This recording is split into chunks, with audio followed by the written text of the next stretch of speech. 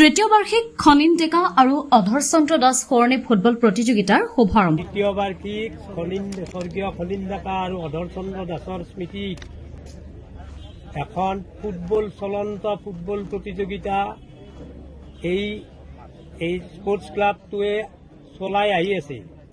গতিকে আজি সেই খেলখনৰ তৃতীয় বাৰ্ষিকৰ খেলখন আজিৰ পৰা আৰম্ভ হ'ল বুলি ঘোষণা কৰিলোঁ। আৰু প্ৰয়াত অধৰ চন্দ্ৰ দাস সোঁৱৰণী ফুটবল প্ৰতিযোগিতাখন আয়োজন কৰিবলৈ লৈছোঁ।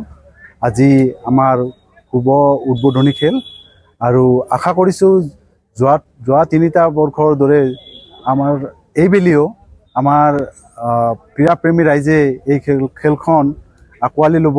আৰু সৰ্থেবাৰী স্পৰ্টছ ক্লাবৰ উদ্যোগত আয়োজিত তৃতীয় বাৰ্ষিক খনিন ডেকা আৰু অধৰ চন্দ্ৰ দাস সোঁৱৰণী চলন্ত প্ৰাইজমানী ফুটবল প্ৰতিযোগিতাৰ উদ্বোধনী খেলখন আজি অনুষ্ঠিত হৈ যায়।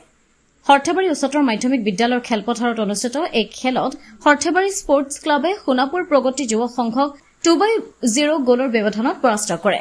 আমাৰ সৰ্থেবাৰী স্পৰ্টছ ক্লাবৰ উদ্যোগত এইবাৰ তৃতীয় বাৰ্ষিক খনিন ডেকা আৰু অধৰ চন্দ্ৰ দাস সোঁৱৰণী চলন্ত প্ৰাইজমানী ফুটবল প্ৰতিযোগিতাৰ আয়োজন কৰা হৈছে। আৰু এই প্ৰতিযোগিতাখনত বৰপেটা, নলবাৰী, বাক্সা, তাৰপিছত আপোনাৰ চিৰং আৰু বজালী জিলাৰ বিভিন্ন দলে অংশগ্ৰহণ কৰিব।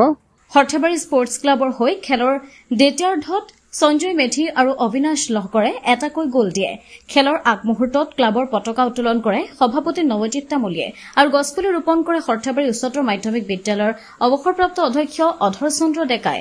খেলখন আনুষ্ঠানিকভাৱে উদ্বোধন কৰে অসম ৰাজ্যিক ভলীবল দলৰ প্ৰাক্তন অধিনায়ক তথা ক্ৰীড়া পেঞ্চনাৰ লক্ষ্যশ্বৰ মেধিয়ে। সৰ্থেবাৰীৰ পৰা নৱজিৎ নাথৰ ৰিপৰ্ট, অমৃত নিউজ 24/7। অমৃত প্ৰবাহ অসমীয়া সাপ্তাহিক কাকতৰ ডিজিটেল সংস্কৰণ অমৃত নিউজ, সত্যৰ সন্ধানত অমৃত নিউজ।